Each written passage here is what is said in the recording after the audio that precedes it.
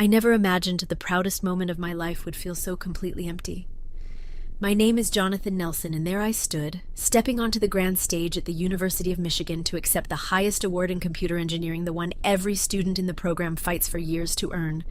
The entire auditorium erupted in applause, but my eyes kept darting to the front row. 3 seats reserved for my family sat completely empty. Not one single person showed up. Right in the middle of the ceremony, my phone buzzed in my pocket. I glanced down at the screen. It was a message from my mother. The words hit like ice.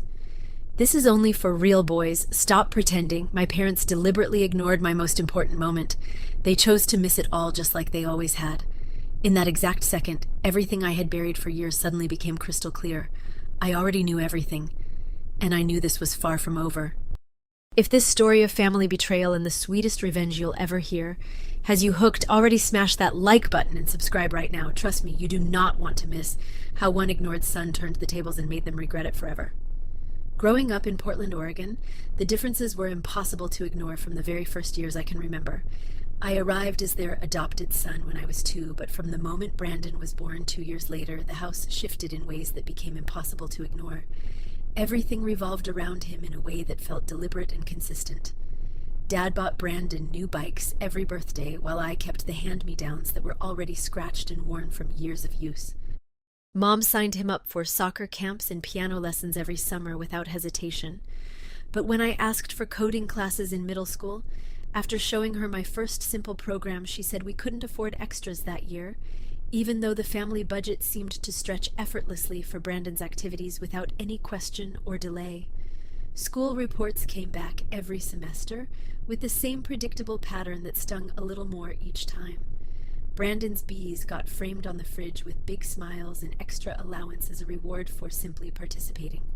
My straight A's earned a quick good job before the conversation immediately turned to Brandon's upcoming game or his latest trophy from the team. Family vacations followed the same pattern year after year without exception. They took him to Disneyland for his 10th birthday, booking the hotel and tickets months in advance with excitement in their voices. I stayed home with a neighbor because someone had to watch the house, and the excuse felt thinner each time it was repeated, especially when I saw the photos later of them all smiling in front of the castle. I told myself it didn't matter, and pushed the feelings down as deep as I could. I buried the hurt and focused on what I could control with everything I had. Books, computers, late nights, teaching myself programming from free online tutorials in the quiet of my room. By high school, I was building small apps for friends and winning local hackathons that gave me my first taste of real achievement outside the house. Dad noticed once when I won a small cash prize at a city event, said it was cute in a dismissive tone, then changed the subject to Brandon's football scholarship prospects that he was pushing hard for, with calls to coaches every week. The night before I left for University of Michigan, I packed alone in my room under the dim lamplight. Mom knocked softly on the door, handed me an envelope with a few $100s for emergencies and a quick pat on the back. She hugged me quickly, then went downstairs to help Brandon pick out dorm decorations for his own college move that was still months away. Dad didn't come up at all, staying in the living room watching a game with Brandon instead. Those years shaped me more than I admitted at the time. Every ignored achievement, like the time I won the science fair in 8th grade and brought home the trophy only to have it placed on a shelf in the garage, while Brandon's soccer trophy took the center spot on the mantel.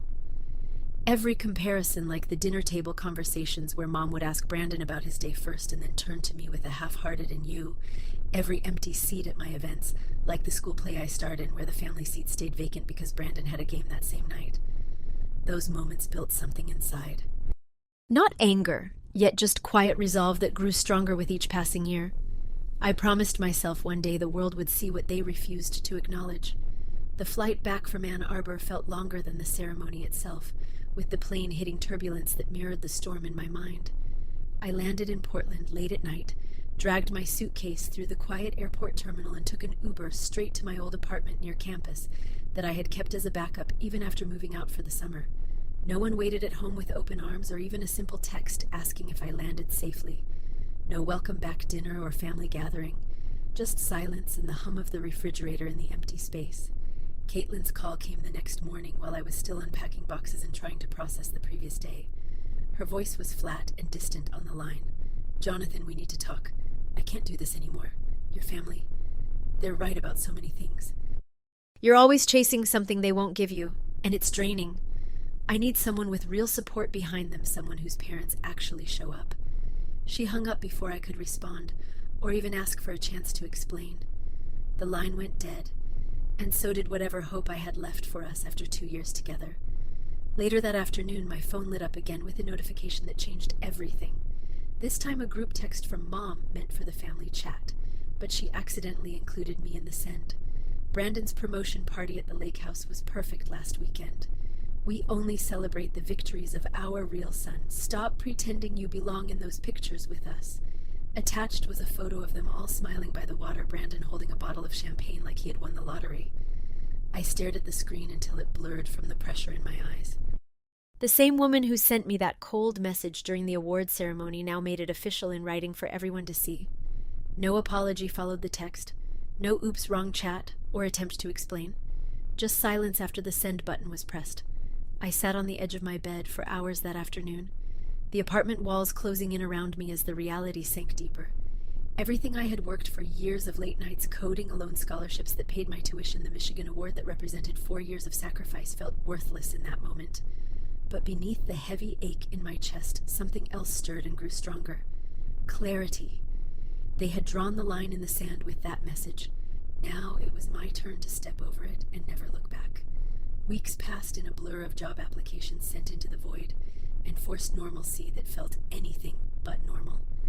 One rainy evening in Portland, I opened an old email account I hadn't touched since high school, the one that belonged to my biological father, who passed when I was young. Mom had given me the login years ago in case you ever want to know more about him, and I had never really used it until now. Buried deep in the inbox was a chain of messages from 15 years earlier that I read line by line with growing disbelief. Lawyers discussing a software patent he had filed just before his death for an early algorithm in secure data compression. The patent was valuable even back then, with $2 million in estimated licensing value according to the attached appraisal. The final email from the estate attorney confirmed the transfer to my name upon turning 18 with clear instructions for how the funds should be handled. But the money never arrived in any account I knew about. Instead, bank statements attached to later emails showed transfers routed through a joint account that my adoptive parents controlled. Dad's name appeared on every single withdrawal and redirection. The funds went straight into the startup he built for Brandon Nelson Tech Solutions, the company Brandon now ran as vice president with a corner office and company car. I cross-checked public records online late into the night, clicking through patent office databases and company filings. The patent had been quietly assigned to the company without my signature or consent. Dad listed himself as guardian and claimed it was for the family business in the paperwork. No court approval ever filed, no disclosure to me at any point. The realization hit hard and stayed with me for days. They didn't just favor Brandon with attention and opportunities. They stole what was legally mine to fund his path and his lifestyle. Every new office expansion, every bonus check, every family trip to the lake house built on money that should have been mine from the beginning. I printed every document I could find at a local copy shop, emails, transfers, patent filings, and bank records. My hands shook slightly as I stacked the papers, but my mind was calm and focused for the first time in weeks. This wasn't raw emotion anymore. This was concrete evidence that could not be ignored or explained away. I booked a flight to Japan the next day without telling anyone, using the last of my savings for the ticket. Grandma Nakamura, my father's mother, who still lived in Kyoto, had never met me in person, but she knew the full story from letters my father had sent before he passed. It was time to reconnect with the only family that hadn't turned its back on me. Grandma Nakamura met me at the airport with a quiet bow and a hug that felt like the first real one in years, warm and genuine in a way I hadn't experienced in Portland. We spent days walking through Kyoto gardens and temples, talking about my father in long conversations over tea. She showed me old photos from his childhood letters he wrote about his work on the patent and family stories I had never heard. When I explained the patent theft and the way the money had been used, she listened without interruption or judgment. Then she said simply in her calm voice, "Your name is yours to claim fully. Take it back and build something new from it." With her help, I filed the paperwork at the local office in Kyoto and back in the States. Jonathan Nelson became Jonathan Nakamura legally within weeks. No big ceremony or announcement, just documents signed and a new passport page that felt right in my hands, heavy with history, but light with the The name carried weight from my father's side and gave me a sense of belonging I had never known. I returned to the States and moved to Atlanta immediately after choosing the city because it had a growing tech scene and no ties to Portland or the memories there. Portland held nothing but memories I wanted to leave behind for good.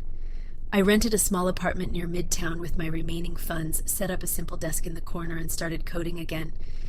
This time for myself and no one else. The first months were brutal and tested every limit I had. Savings dwindled faster than expected as I applied to dozens of investors who all turned me down with polite emails about market fit. Rejections piled up in my inbox, each one a reminder of how alone I was starting out. But I kept building an improved version of my father's compression algorithm now, with modern encryption layers added after late nights of debugging. Nights blurred into mornings as I fixed bugs and rewrote code sections. Coffee became breakfast, lunch, and dinner on many days. Then Courtney Adams walked into my life at a local tech meetup event in downtown Atlanta. She was a corporate lawyer specializing in IP disputes, sharp and direct in her questions during my pitch. After the presentation, she stayed behind while others left. "Your story has holes that need filling," she said bluntly but kindly. "But the code doesn't lie. Let me look at the documents you brought." She reviewed everything over coffee the next week at a small cafe near my apartment. Her eyes narrowed at the transfers and patent assignments as she flipped through the printed pages. "This isn't just favoritism or a family disagreement. This is clear fraud in the handling of inherited assets. We can prove misuse with these records and build a strong civil case." We became partners from that meeting onward. She handled the legal side with precision while I pushed the product development forward. Within 8 months, the startup Nakamura Secure landed its first enterprise client after months of demos and negotiations. Revenue started flowing in steadily for the first time. For the first time in my life, I wasn't proving anything to anyone else. I was building something unbreakable on my own terms. Courtney filed the civil suit in Oregon federal court 6 months after we incorporated the company. The complaint was straightforward and detailed conversion of inherited intellectual property, breach of fiduciary duty, and unjust enrichment. We attached every email, every bank record, every assignment document we had gathered over the months. The Nelsons responded through their attorney with a formal filing that tried to downplay everything. They claimed the patent was a family contribution and that I had abandoned any claim by not pursuing it earlier in my life. They demanded mediation to settle quietly. We refused every offer and pushed forward with full discovery. Discovery dragged on for weeks with back-and-forth requests. Depositions revealed more layers than I expected. Dad admitted under oath during his session that he rerouted the funds because Brandon needed the head start in life to succeed.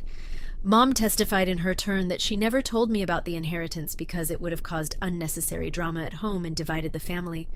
Courtney dismantled their arguments point by point in cross-examination sessions that lasted hours each time. Expert witnesses confirmed the patent's value had grown to over $3 million with interest and potential licensing. The judge denied their motion to dismiss after reviewing the evidence in a tense hearing. Trial lasted 3 months with sessions that took place 3 days a week. Witnesses came and went from both sides. Brandon sat in the gallery most days, avoiding eye contact with me whenever our eyes met by accident. Dad looked smaller each time he took the stand, his answers shorter and more hesitant.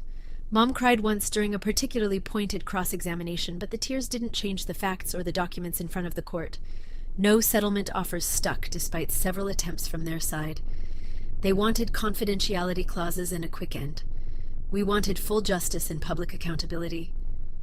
The verdict came on a Thursday afternoon in the packed courtroom. The court ruled in my favor on all counts after deliberating for 2 days. Full restitution ordered $3 million plus legal fees paid in installments. The company assets were frozen pending payment and liens placed on personal property. I walked out of the courthouse without looking back at the family that sat in the back row. The fallout spread fast through public records and local news in Portland. Nelson Tech Solutions couldn't cover the judgment with its current cash flow. Creditors lined up quickly within days of the ruling. Within weeks, the company filed for Chapter 7 bankruptcy protection. All assets, office equipment, client contracts, intellectual property rights sold at public auction over the following months. The Portland house followed the same path 6 months later when they couldn't keep up with the payments. They moved into a rented condo far smaller than anything they once owned, a 2-bedroom unit in a different neighborhood. Dad faced separate misdemeanor charges for fraudulent transfer of estate assets in a parallel case. No prison time resulted, but probation for 2 years and mandatory community service hours each month. He lost his professional licenses in the process, ending his ability to run similar businesses. Mom tried calling twice after the ruling, leaving voicemails on a number I no longer used. Jonathan, we made mistakes over the years. Let's talk and work through this as a family. I blocked the numbers without listening to the full messages. Brandon reached out once through a mutual friend from high school with a short message. They're struggling now after everything. You won big. Isn't that enough for you? I didn't reply or engage in any way. I never returned to Portland even for a short visit. No holidays, no updates, no contact of any kind. The ties were severed completely and permanently. No anger left in me anymore, just a quiet absence that felt like freedom. The money arrived in installments over the next 18 months as ordered by the court. I placed most of it into a trust for the business expansion and a new fund I was planning carefully. Nakamura Secure grew steadily in Atlanta with the additional capital. We hired 10 full-time employees, opened a second office downtown, and revenue hit 7 figures within the first year of the judgment. 2 years later, I stood outside a small building in Atlanta with a new sign above the door, Nakamura Foundation. The mission was simple and focused: support adopted children pursuing STEM education through scholarships, mentorship programs, and legal aid for inheritance disputes like mine. The first grant went to a 15-year-old boy in foster care who reminded me of myself at that age, helping him attend a coding camp he could never afford otherwise. Another went to a young woman who used the legal aid to recover a small inheritance from her own adoptive family situation. I didn't do it for revenge anymore or to prove a point to the past. I did it because no one else would step up and because I knew exactly how it felt to be overlooked from the beginning. Family isn't blood or shared last names. It's the people who show up when the stage is empty and the lights are on. And sometimes the strongest thing you can do is walk away from the ones who never did and build your own table instead.